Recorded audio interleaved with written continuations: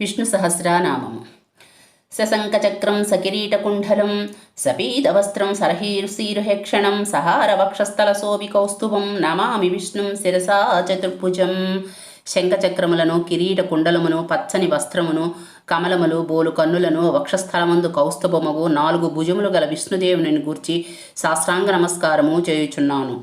ఛాయాయం పారిజాతస్య హేమ సింహాసనోపరి ఆసీనమంబుద శ్యామమాయతాక్షమలంకృతం. పారిజాత వృక్షము యొక్క నీడలో బంగారు సింహాసమునందు కూర్చున్నవాడును, మేఘవర్ణము గలవాడును, విశాల నేత్రములు గలవాడును, అలంకరింపబడినవాడును.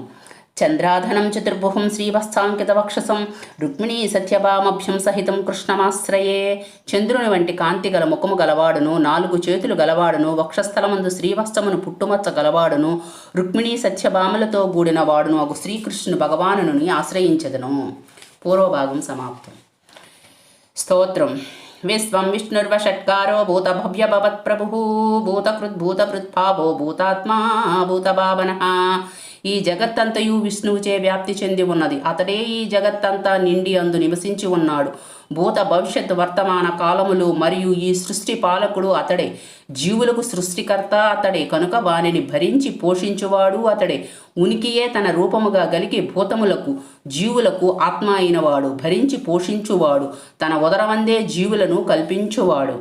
భూతాత్మా పరమాత్మా చ ముక్తానాం పరమాగతి అవ్యయ పురుష సాక్షి క్షేత్రజ్ఞోక్షర ఏవ చ.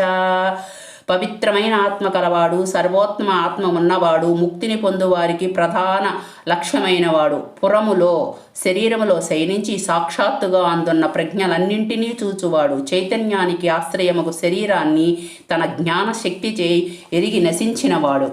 యోగో యోగవిదాం నేత ప్రధాన పురుషేశ్వర నారసింహౌ భూహు శ్రీమాన్ కేశవ పురుషోత్తమ. యోగము మరియు యోగులకు నాయకుడు, ప్రకృతిని జీవుణ్ణి తన వ్యాపారాలలో ప్రవర్తింపచేయువాడు, నరసింహ శరీరంతో వచ్చినవాడు, లక్ష్మీదేవికి భర్త, ప్రశస్త కేశాలు కలవాడు, చేతనాతత్వాలలో ఉత్తమమైన వాడు. సర్వః శర్వః శివస్థాణుః భూతాదినిధిరవ్యయః సంభవో భావనో భర్త ప్రభవః ప్రభురీశ్వరః.